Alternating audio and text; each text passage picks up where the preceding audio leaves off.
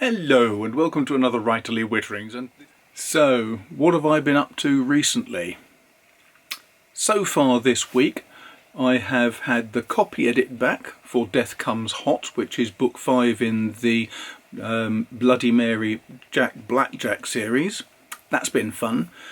I've had to start laying down the synopsis for book 6, which is only a rough guideline so that I know roughly where I'm heading with that book.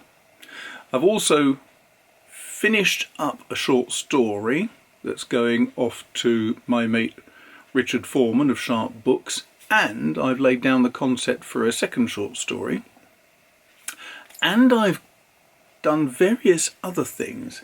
Last week I tidied my desk area, which is great. It means that area now is quite neat, and look, the desk is moderately dust-free. I've polished it. Not only that, I moved a lot of the junk away from there and did a huge amount of filing. It took 3 days. And that means that this area now, round here, is full of the same junk that was over there. And I haven't figured out what to do with it yet. Never mind that. So, I have been busy. Very busy. And these things are sent to triers. Today, however, I thought, no, it's time to do a video recording, and so here we are. And this week, back to the Viscontis, no Conway Stewarts in sight, you might think. The nice thing is, they're already packing up, ready to post 2 new Conway Stewart pens of a different model for me to have a look at as well. And there's 2 more on their way now. So that's good. I've got a Believer and another one, which are being posted to me this week, next week. So that's going to be fun to have a look at. And what I'm going to be doing is reviewing each of the different models and then giving them a score and seeing which ones I prefer. But I've been asked questions about things that are on my desk that people have noticed while I've been talking about other things that they should have been concentrating on. But no, they've been looking around my desk. So today I'm going to answer some of those questions for you. No, it's over here. And so here we have my working desk. And people look at my desk and they notice things. They notice things like leather wallets and strange dumpy things. What are this lot? Well, today I'm going to show you. First of all, what are these? Well, they're elegant little purses, but with a slightly different little trick about them. And what happened was that back in 2005, 2007, somewhere like that, I started my fascination with Conway Stewart. I discovered that they were based in Devon itself, so only a few miles away from me here, and I managed to get a meeting to go in and talk to them because I had this idea that they could probably maximise their sales by creating pens that authors wanted to use. And I said, well, why don't you form something called the Detection Collection or something? I'll introduce you to crime writers and you design pens based on the crime writers' own selection.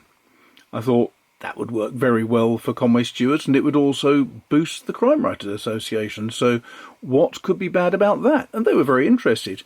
And at the end of 2 or 3 meetings, as I was walking out, they said, you've got children, haven't you? I said, yes. And the marketing manager said, would you like some of these? And he passed me these 2 purses. So what's inside? Well, the first thing you notice is, because this was a marketing idea, they had the idea of going back to the sort of pens that used to be sold in the 40s and so on. So they had these pens with a little farthing, hopefully that's in focus, and a tiny little threepence there, and a larger threepenny piece from 1941. A bunch of different coins. I thought that's a nice idea. And in this side there's a couple of stamps which are pretty much stuck in there, so I'm not going to bother getting them out. But what about the main part of the purse? Well, the main part of the purse has two biros on this little sliding tray, so you can get them in and out easily. And the tray is actually fixed in there so it won't fall out. And just a single click and they open. Now, I remember hearing that somehow these were made because the resin that they use was bought by accident. I don't know if this is true, but I was told that the managing director of the time went out to Japan with a view to buying some nice new resins for Conway Stewart to use to make pens, and something went horribly wrong with the order and he ended up with a whole load more than he really wanted. So they had to figure out what on earth to do with this resin to try to get some money back. And the idea that someone hit on was to duplicate, or to replicate rather, the types of little old biros that they had made many years ago. And so they made these. And oddly enough, nobody wanted to buy them, which is one of the reasons why the marketing manager was so keen to give me a pair of them, one for each child, so at least they're disposed of two. I don't know if the story's true, but they're nice little wallets, and although my children don't actually want to use them, I'm keeping them here in safekeeping so that when they do fancy them, they can have them, because I'm nice like that. So that's those two, and then we come to this one. Now this is a much more sensible thing. It has some beautiful writing there. I think it's PM and then possibly C. I don't know what they stand for, but you now have a few moments to figure out what this is. It has a hinged lid, it has a roughened base there, it has a separate tray here, nothing on the base, and it sits nice and flat on a desk. What on earth could that be? Well, I'll show you. When you're travelling around the countryside and you finish up in a wayside inn and they don't have any decent light, you carry your own candle with you, and that's what this is. It's a travelling candle. So you've got Fields Safe Night Light, made in England of course, and the idea was that in this bottom tray you would hold a number of matches, not safety matches of course, and because they weren't safety matches you could strike them on this little roughened strip to light your candle. Isn't that delightful?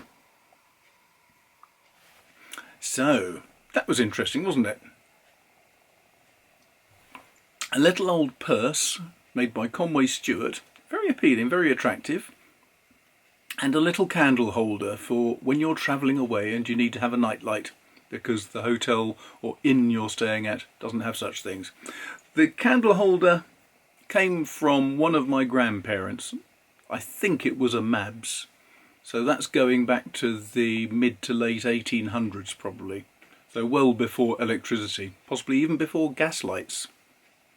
Funny how these things knock about. So often little trinkets like that, like this, get mislaid and lost. Sometimes they're just thrown away and discarded because who needs something like that anymore? Well, no one needs them obviously. We have electric lights now, but personally I just love that sort of thing. and there's no way that I could possibly think of getting rid of it. Intriguing little device, isn't it? Anyway, hope that was interesting. Next week, with luck, it will either be about my 2 fob watches, which I still have to record, or it will be about 2 new Conway Stewart pens. Possibly they'll have to wait till the week after. Or it'll be about some very interesting paints, trying to continue the idea of looking at different things you can do while journaling, things you can do at home during this blasted lockdown. Derwent have been very kind, and they've got Cult Pens to send me a box of their really interesting new paints. I think they might be next week. There you go. Thanks a lot for watching. If you enjoy this, go down the bottom, you can hit the Patreon link.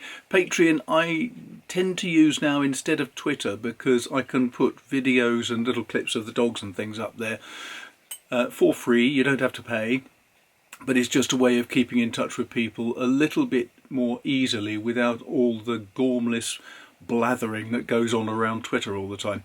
So go to Patreon. If you've got any comments, please hit the comments section and you can add any comments there, and I will respond to them normally within a day or two. And you can subscribe and hit the bell button for notifications, and you can like it and share it, and you can do all those good things. But in the meantime, just now, I'm going to go and edit this. I'm having a lovely time today for the simple fact that my daughter's taken the dogs out. It's raining and I haven't got to go out. And you can't hear the dog chewing her nails, snoring, or making the other noise from the unpleasant end, which the Dalmatian does rather a lot. So thanks for watching, and I'll speak to you very soon. Cheers.